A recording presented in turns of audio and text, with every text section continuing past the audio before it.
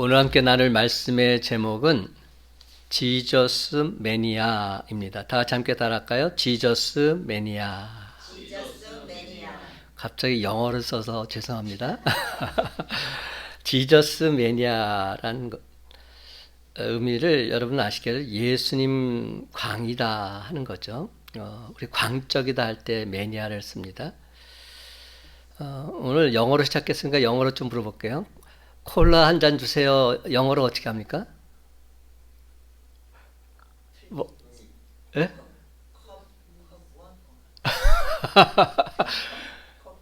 그냥, 맞아요. 콕 플리즈. 이렇게 말해요. 콕 플리즈. 이게 대단한 겁니다. 콕 플리즈. 이렇게 말해요. 콕은 뭘 말할까요? 그게 콜라를 말할까요? 아니에요. 그게 코카콜라 회사 이름입니다. 그러니까 코카콜라를 주세요 이런 뜻이에요.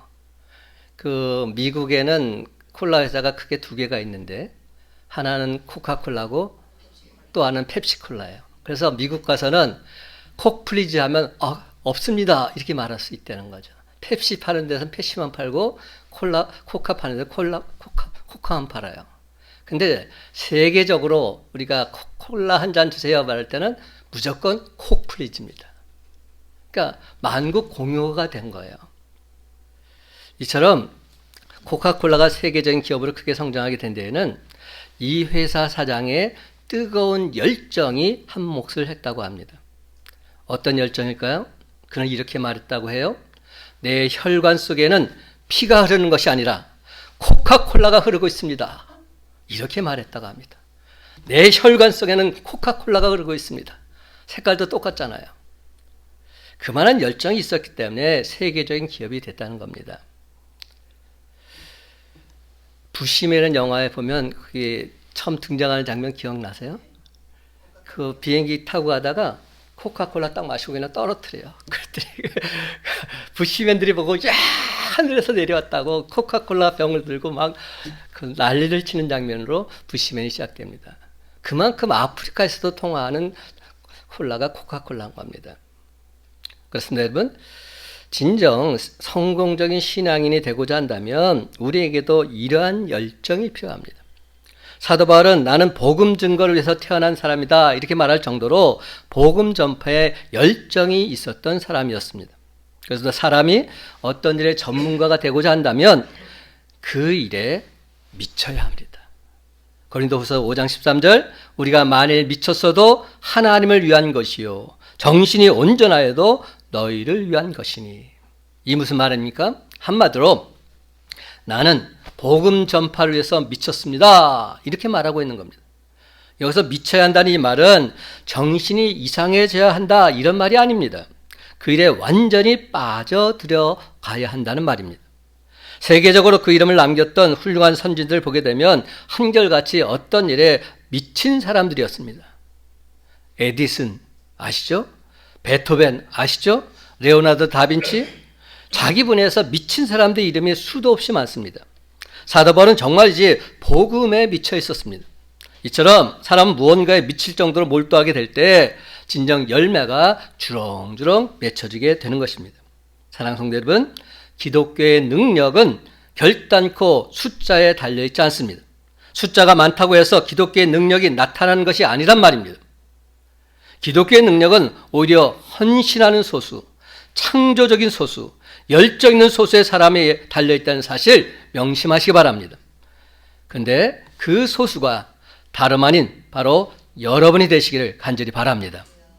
그렇습니다, 여러분. 하나님 중심의 삶을 살고자 주님께에 나온 여러분과 같은 헌신하는 소수, 창조적인 소수, 열정 있는 소수의 사람들에 의해서 하나님의 능력은 반드시 나타나게 될 줄로 믿습니다.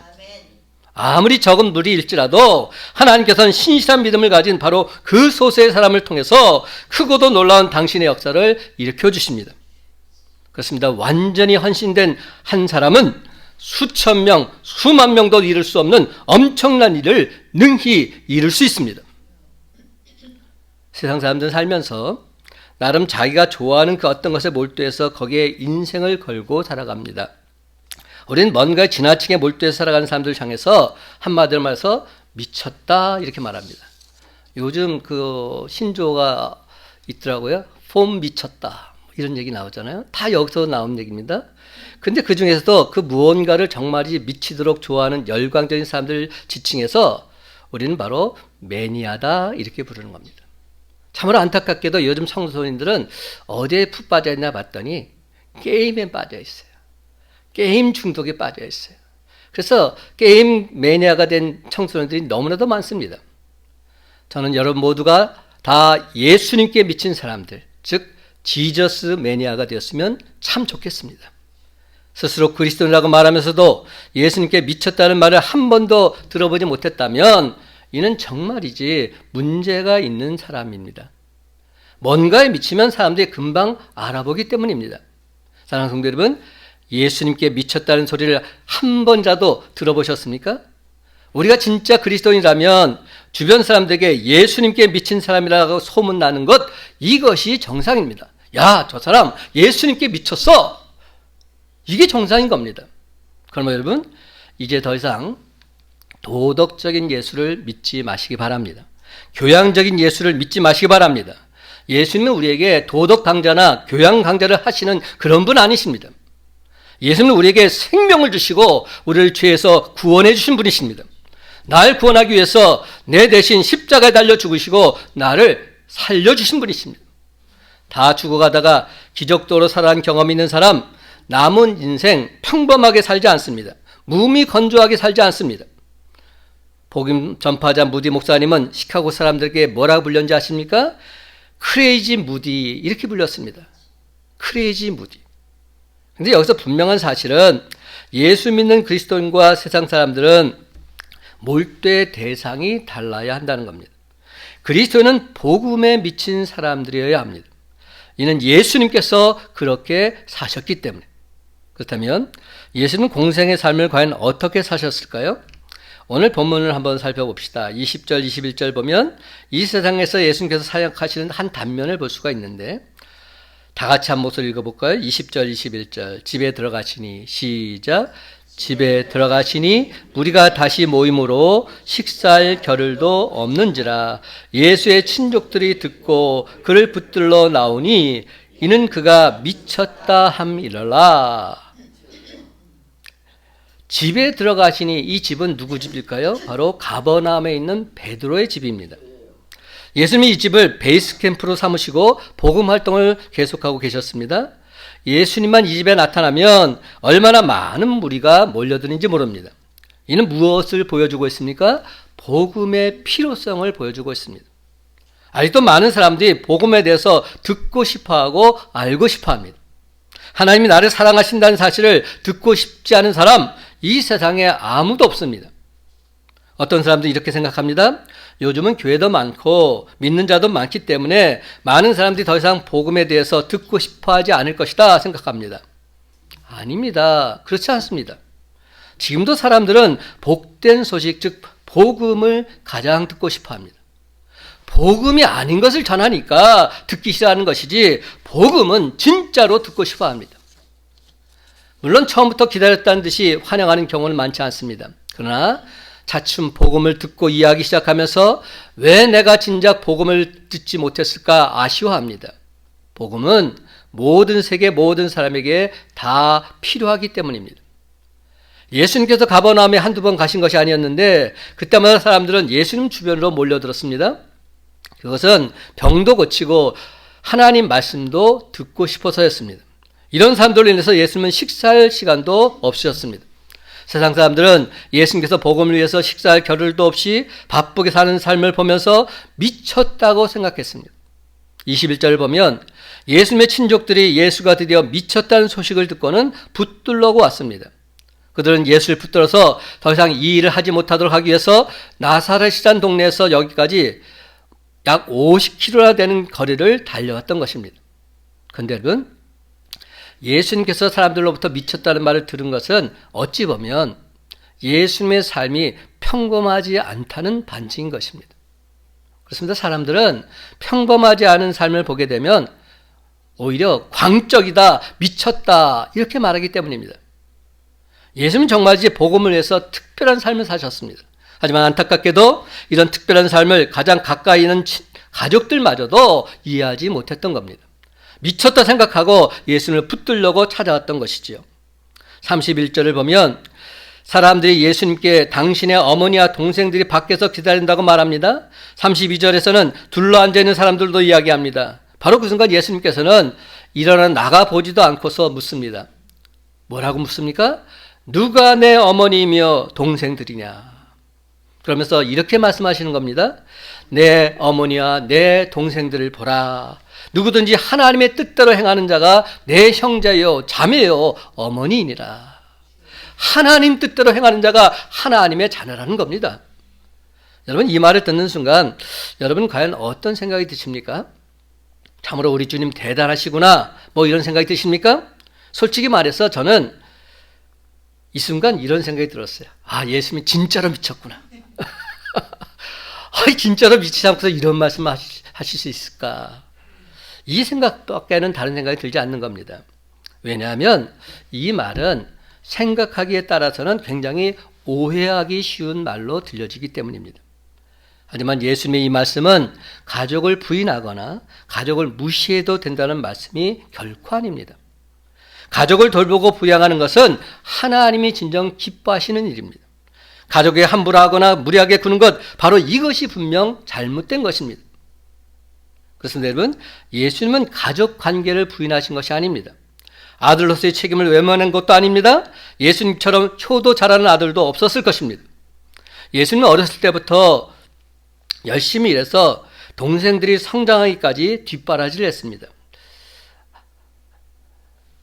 아버지가 일찍 돌아가셨기 때문에 어머니와 함께 자기 동생들을 부양하는 일을 감당했던 겁니다. 요즘 말로 말하자면 소년 가장이었습니다. 그가 얼마나 목수로서 일을 열심히 했던지 그 말에서 아버지 요셉의 대를 이어서 목수로 이름을 날렸습니다. 그래서 많은 사람들은 예수님을 목수의 아들로 또 목수로서 기억하고 있을 정도였습니다. 그래서 30세까지 예수님은 열심히 가족을 위해서 헌신했습니다. 그는 그때까지 부모님 말씀에 불순종한 적이 없습니다. 누가복음 2장 51절은 예수님의 초기 삶에 대해서 이렇게 말씀합니다. 예수께서 함께 내려가서 나사렛에 이르러 순종하여 받드시더라. 그런데 오늘 본문에서는 놀랍게도 그런 예수님의 모습과는 전혀 다른 모습을 보게 됩니다. 가족이 멀리서 찾아왔건만 만나주지도 않습니다. 그렇다면 이는 무엇을 의미합니까? 가족이 중요하고 사랑해야 하는 것은 사실이지만 가족에 대한 사랑이 하나님 사랑보다 더 클 수는 없다는 겁니다. 그렇습니다, 여러분. 하나님 사랑은 가족 사랑보다 더 우선되어져야만 합니다. 하나님 사랑이 다른 그 어떤 것에 밀려서 뒤처질 수는 없다는 말입니다. 그래서 예수님은 35절에서 누구든지 하나님의 뜻대로 행하는 자가 내 형제요 자매요 어머니라 이렇게 말씀하시면서 가족의 기존 가족관을 완전히 뒤바꿔 놓고 계십니다. 그렇습니다. 예수님은 가족의 오해를 풀기 위해서 그 사역을 중단하지 않으셨습니다. 가족이 이해를 기다리면서 그 일을 멈추지도 않으셨습니다. 오해 중에도 계속해서 하나님의 일을 묵묵히 해나가셨습니다. 솔직히 예수님께서 이렇게 말할 법도 합니다. 어머니, 저는 미치지 않았습니다. 잠시 하나님의 일을 쉬면서 오해가 풀릴 때까지 기다리겠습니다. 어머니 걱정시켜드려서 정말로 죄송합니다. 근데 예수님은 그렇게 안 하셨습니다. 모진 오해 속에서도 하나님의 일을 계속 하셨습니다. 때가 되면 이해가 될 날이 올 줄 알았기 때문입니다. 그렇습니다, 여러분. 예수님은 미쳤다는 소리에 대해서 해명하려고 하지 않았습니다. 오히려 예수님은 겸손히 받아들이셨습니다. 그리고 예수님 자신에게 맡겨진 하나님의 일을 묵묵히 계속 해나가셨습니다. 많은 하나님의 사람들이 예수에 미쳤다는 소리를 들었습니다. 예수를 제대로 믿는 사람 중에 이런 소리 안 들어본 사람 1도 없습니다. 하지만 적당히 교양적으로 믿는 사람들 미쳤다는 소리 들을 수 없습니다. 정말이 안타까운 사실은 예수님께서 그들을 인정해 주지 않으신다는 겁니다. 사람들은 이렇게 말할 겁니다. 아, 저 사람 참 교양 있게 예수 믿어. 이렇게 말할지 모르겠지만 예수님은 결단코 그를 인정하지 않으십니다. 나는 너를 모른다 말씀하십니다. 그리고 뭐라고 말씀하십니까? 불법을 행하는 자들아 내게서 떠나가라 말씀하십니다. 그래서 예수님을 인격적으로 경험한 사람은 침묵하지 않습니다. 예수님을 진짜로 만난 사람은 가만히 있지를 못합니다. 그러나 예수님을 지식적으로만 알고 아무런 경험도 해보지 못한 사람 할 말이 없습니다. 그러므로 사랑하는 성도 여러분, 이제부터는 제발 세상적인 데 미치지 마시고 길이요 진리요 생명이신 예수님께 미치시기 바랍니다. 예수님께 미치는 것이야말로 정말로 제대로 미치는 겁니다. 그렇습니다. 여러분, 오늘 말씀을 듣는 저와 여러분 모두 진정 예수님께 미친 자 지저스 매니아가 다 되시기를 주님의 이름으로 간절히 축원합니다. 29절과 30절은 귀신의 왕보다 더 강하신 예수님에 대해서 말씀하고 있습니다. 먼저 22절을 보게 되면 예루살렘에서 내려온 서기관들은 그가 바알세불이 짚혔다 하며 또 귀신의 왕을 힘입어 귀신을 쫓아낸다 하니 이렇게 기록되어 있어요. 그런데 여러분, 갑자기 이런 얘기가 나오면 도무지 그 상황이 이해가 잘 안 갑니다. 우리가 이 본문을 좀 더 이해하기 위해서는 마태복음 12장 22절, 23절, 24절 말씀을 먼저 살펴볼 필요가 있습니다. 거기에는 어떤 말씀이 나오냐면요, 예수님께서 귀신 들려 눈 멀고 말 못하는 사람을 고쳐주시는 장면이 나오고 있습니다. 이 사건을 보고 많은 사람들이 놀라고 있을 때 바리새인들이 이를 듣고서는 그것은 바로 귀신의 왕 바알세불을 힘입어서 쫓아낸 것이다, 이렇게 단정 짓고 있는 것입니다. 오늘 본문은 바로 이러한 배경을 중심으로 전개되고 있습니다. 바리새인과 서기관들은 예수님이 귀신 들린 사람을 고쳐주는 것을 보고서 그것을 도리어 예수님을 공격하는 기회로 삼고 있는 것입니다. 이는 분명 하나님의 능력으로 하는 것이 아니라 귀신의 왕 바알세불의 힘을 빌어서 하는 것이다. 그러므로 예수님이야말로 진짜로 귀신 들린 사람임에 틀림이 없다, 이렇게 말하고 있는 겁니다. 그런데 여러분, 여기서 잘 보시기 바랍니다. 바리새인과 서기관들은 귀신에 대한 사전 지식이 있었습니다. 귀신의 왕이 누구인지, 이름이 뭔지, 그 능력이 얼마만큼 큰지에 대해서 너무나도 잘 알고 있었습니다. 그렇기 때문에 저런 병자를 고칠 정도라면 귀신의 왕 바알세불의 힘을 빌리지 않고서는 절대로 할 수 없다, 이렇게 예수님을 공격하고 있는 것입니다. 그런데 참으로 안타까운 사실은 그들은 처음부터 그것이 하나님의 행하심이라는 사실은 아예 인정조차 하지 않고 있다는 사실입니다. 그렇습니다. 그들은 귀신에 대한 지식은 있었지만 하나님의 일과 귀신의 일에 대한 영적인 분별력은 없었습니다. 그뿐만이 아니라 그 귀신을 제압하는 능력 더더욱 그들에게 없었습니다. 여러분, 바알세불이라는 말은 귀신의 왕을 가리키는 말로서 그 뜻은 집주인이다, 이런 뜻입니다. 예수님은 그들의 참남한 모함에 이렇게 비유로 답변하십니다. 오늘 본문 23절에서 26절까지 다 같이 함께 읽어볼까요? 예수께서 그들을 불러다가, 시작.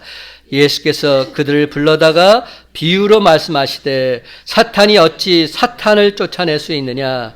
또 만일 나라가 스스로 분쟁하면 그 나라가 설 수 없고, 만일 집이 스스로 분쟁하면 그 집이 설 수 없고, 만일 사탄이 자기를 거슬러 일어나 분쟁하면 설 수 없고 이에 망하느니라. 예수님께서 뭐라고 말씀하신 겁니까? 누가 스스로 망할 짓을 하겠느냐? 사탄 마귀도 스스로 망할 짓은 절대로 안 한다. 그러니 너희들이 지금 주장하고 있는 바 내가 귀신 들렸다는 이 말 얼토당토 없는 억지 주장이다, 이렇게 말씀하고 있는 겁니다. 그리고는 이렇게 말씀하십니다. 27절 말씀도 다 같이 함께 읽어볼까요? 27절, 사람이, 시작.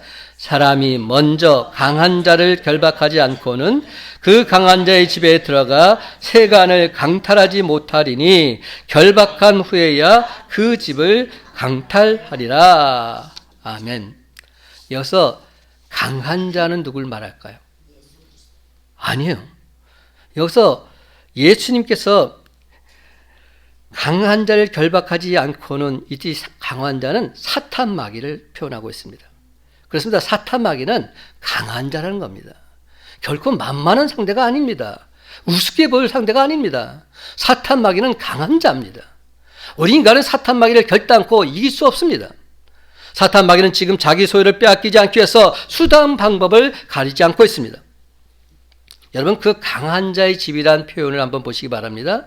사탄 마귀는 자기 영역, 자기 영토가 있다는 겁니다. 그 강한 자의 집. 그래서 사탄 마귀가 모아놓은 많은 세간들이 있습니다. 그렇다면 그 세간들이 과연 도대체 무엇을 의미할까요? 그것은 바로 많은 사람들의 영혼입니다. 사탄 마귀도 영적인 존재이기에 자기 집에 많은 사람들의 영혼을 재산으로 모아놓고 있는 겁니다. 그래서 여러분 수많은 불신자들이 바로 이 사탄 마귀의 재산들인 겁니다. 역으로 말하자면 사탄 마귀가 불신자들의 주인입니다. 불신자들의 집주인입니다.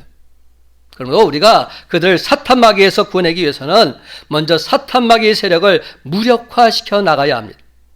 사랑하는 성도 여러분, 이것이 바로 예수님께서 이 땅에 오신 이유 중에 하나입니다. 강한 자 사탄 마귀가 버티고 있는 한 그 누구도 그 손에서 불신자들을 구해온다는 것은 결코 쉬운 일이 아니기 때문입니다. 그렇습니다, 여러분. 한 사람이 예수 믿는다는 것 저절로 되지 않습니다. 엄청난 영적 싸움을 치루어야 하는 것입니다. 사탄 마귀의 세력을 무력화시키지 않고서는 아무것도 할 수 없습니다. 27절을 다시 보시기 바랍니다. 사람이 먼저 강한 자를 결박하지 않고는 그 강한 자의 집에 들어가 세간을 강탈하지 못하리니 결박한 후에야 그 집을 강탈하리라. 근데 여러분, 바로 이 사건 앞에서 예수님께서 귀신 들려 장님이 되고 벙어리 된 사람을 고쳐주고 계신 것은 어떤 의미가 담겨 있습니까? 예수님이 사탄 마귀보다 더 강한 자요, 사탄 마귀가 예수님께 패배했음을 단적으로 보여주고 있는 것입니다. 그래서 사탄 마귀는 예수님을 막지 못했습니다. 예수님의 능력 앞에서 전혀 맥을 못 추고 자기 소유였던 그 귀신 들린 사람 내어주고 있는 겁니다. 왜입니까? 우리가 믿는 예수님이 사탄 마귀보다 더 강하시기 때문입니다. 우리가 복음을 전하기 위해서 기도하고 사람들에게 나아가면 사탄 마귀는 가만히 있지 못합니다. 가만히 있지를 않습니다. 전군의 비상령을 내리고 영적 전쟁을 선포합니다. 자기의 영혼들을 어떻게든 빼앗기지 않으려고 몸부림을 칩니다. 그러므로 사랑하는 성도 여러분, 우리가 그 영적 전쟁에서 승리하기 위해서는 사탄 마귀의 집에 갇혀있는 영혼들 구원해내기 위해서는 사탄 마귀의 세력을 결박할 필요가 있습니다. 이를 위해서 예수님께서는 당신 자신이 먼저 사탄 마귀를 제압하는 시범을 보여주시고 우리에게 사탄 마귀를 이길 수 있는 무기를 주고 계신 것입니다. 그 첫 번째 무기가 무엇일까요? 그것은 바로 예수 그리스도의 이름입니다. 예수 그리스도의 이름. 그래서 여러분, 우리는 예수 그리스도의 이름으로 사탄 마귀에게 선포해야 합니다. 왜냐하면 예수 이름에 권세가 있기 때문입니다. 예수 이름에 능력이 있기 때문입니다. 그렇습니다. 예수 이름의 권세 앞에서, 예수 이름의 능력 앞에서 사탄 마귀는 벌벌 떨게 되어 있습니다. 그 다음 우리에게 주신 무기는 바로 예수 그리스도의 십자가 보혈입니다. 이 보혈은 죄에 빠져있는 사람들을 자유롭게 하는 능력이 있습니다. 이것은 진정 겁쟁이들, 한계에 부딪힌 사람들 담대하게 만들어줍니다. 또 다른 무기는 하나님께 드리는 기도가 있습니다. 하나님께 기도드릴 때 약한 자에게 능력을 주십니다. 세상 힘이 아닌 하나님의 힘을 공급해 주십니다. 그래서 강력한 기도는 사탄 마귀 진영에 크나큰 진동을 불러일으키게 될 줄 믿으시기 바랍니다. 그리고 마지막 무기는 바로 하나님의 말씀입니다. 하나님의 말씀 마치 불과 같고 칼과 같아서 사탄 마귀의 세력을 찌르고 태우고 잘라내주고 있기 때문입니다. 사랑하는 성도 여러분, 우리 주님이 주신 이 모든 것들을 사용해서 사탄 마귀의 세력을 온전히 결박하시기 바랍니다.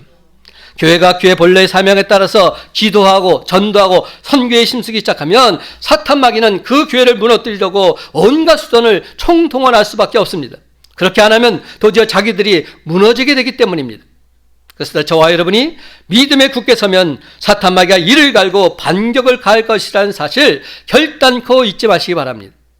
한 사람 한 사람씩 시험에 들어서 쓰러지게 만들고 영적인 삶을 살지 못하도록 모질게 방해를 하게 될 것입니다. 여기 우리에게 주는 하나님의 말씀이 있습니다. 에베소 6장 10절부터 12절 말씀, 끝으로 너희가 주 안에서와 그 힘의 능력으로 강건하여 지고 마귀의 간계를 능히 대적하기 위하여 하나님의 전신갑주를 입으라. 우리의 씨름은 혈과 육을 상대하는 것이 아니요 통치자들과 건세들과 이 어둠의 세상 주관자들과 하늘에 있는 악의 영들을 상대함이라. 하나님의 전신갑주를 입으라고 말씀합니다. 사랑하는 성도 여러분, 사탄 마귀의 무차별 공격에 하나님의 전신갑주로 단단히 무장함으로써 반드시 승리의 해가를 부르는 저와 여러분의 삶이 다 되시기를 예수님의 이름으로 간절히 축원합니다. 그렇다면 여러분, 사탄 마귀가 주로 사용하는 공격 패턴은 무엇일까요? 사탄 마귀는 하나님이 기뻐하시는 일을 우리가 하지 못하게 합니다. 말씀과 기도의 삶, 예배와 전도의 삶, 이런 것들을 하지 못하게 하는 겁니다. 이런 것들을 하려고 하면 자꾸만 다른 일이 생깁니다. 다른 생각, 다른 마음이 듭니다. 그래서 헌신하지 못하게 하고 하나님 말씀을 온전히 깨닫지 못하게 합니다. 그렇습니다. 영적인 일에 자꾸만 게으르게 만듭니다. 둔감하게 만듭니다. 또한 사람들이 새로 예수 믿기로 작정하면 그 가정에 예기치 않은 어려움이 생기게 합니다. 몸과 마음이 자꾸만 아픕니다. 그래서 교회에 온전히 나가지 못하게 합니다. 세상 일에 얽매여서 결국엔 주님의 일이 틀어지게 만듭니다. 이처럼 사탄 마귀는 절대로 그냥 그대로 자기 소유를 내놓지 않습니다. 빼앗기지 않기 위해서 최후의 발악을 하고 있는 겁니다. 그러하기에 우리는 먼저 사탄 마귀를 결박하고 나서 세상 사람들을 예수님께로 데려와야 합니다. 우리가 사탄 마귀를 결박해놓고 기도하면 불신 영혼들의 마음은 바뀌게 되어 있습니다. 말씀을 듣고 싶어 합니다. 말씀을 듣게 되면 깨달음이 있습니다. 참으로 놀라운 일이 생깁니다. 그래서 마침내 그들의 삶은 변하게 되어 있습니다. 진정 세상에 줄 수 없는 그것도 놀라운 은혜를 받게 될 것입니다. 그러므로 사랑하는 성도 여러분, 전혀 염려하지 마시기 바랍니다. 근심 걱정일랑 아예 붙들어 매시기 바랍니다. 지금 이 시간 사탄 마귀보다 더 강하신 예수님께서 우리와 함께 하십니다. 임마누엘 하나님께서 나와 늘 동행해 주십니다. 그 하나님께서 사탄 마귀를 결박할 수 있는 모든 무기들을 이미 우리에게 다 주셨습니다. 이제 남은 것은 이것들을 가지고 우리가 사탄 마귀에 잡혀있는 영혼들을 구해 오기만 하면 되는 것입니다. 예수님께서 이미 사탄 마귀의 머리를 꺾어 놓으셨기에 우리는 이미 다 이겨놓은 싸움을 하고 있는 것입니다. 우리는 이미 승리하게 되어 있습니다. 그렇습니다. 사탄 마귀보다 더 강하신 예수 그리스도 말미암아 승리는 이미 저와 여러분의 것이 된 줄 믿으시기 바랍니다. 그러므로 오늘 시간 먼저 사탄 마귀의 하순으로 죽어가는 저 영혼들을 불쌍히 여겨달라고 간절히 기도드리시기 바랍니다. 그런 후에 예수 십자가의 보혈로 사탄 마귀의 세력을 결박하시기 바랍니다. 그리고는 저 안타까운 영혼들에게 주님 사랑을 실천하시기 바랍니다. 구원의 복된 소식을 힘써 전파하시기 바랍니다. 그리하면 사탄 마귀는 물러가고 하나님의 긍휼하심이 불신 영혼들 모두에게 강권적으로 임하게 될 줄로 믿습니다. 사도행전 26장 24절과 25절 말씀입니다. 바울이 이같이 변명하며 베스도가 크게 소리내어 이르되 바울아 내가 미쳤도다. 내 많은 학문이 너를 미치게 한다니. 바울이 이르되 베스도 각하여 내가 미친 것이 아니요 참되고 온전한 말을 하나이다. 내가 미쳤도다. 사랑하는 성도 여러분, 도대체 바울이 얼마나 열심히 예수를 증거했으면 베스도 총독에게 이런 소리까지 들어야 했겠습니까? 사도 바울은 예수 그리스도에게 온전히 미친 지저스 매니아였습니다. 이제 말씀을 맺습니다.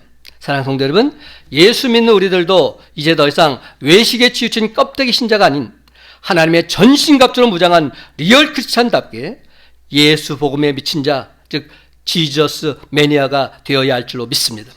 그렇습니다. 여러분, 이제 우리는 지저스 매니아 사도 바울처럼 사탄 마귀의 영적 전투에서 늘 항상 승리함으로써 어두운 이 세상 복음으로 환하게 변화시켜 나가는 저와 여러분의 삶이 다 되시기를 예수님의 이름으로 간절히 축원합니다.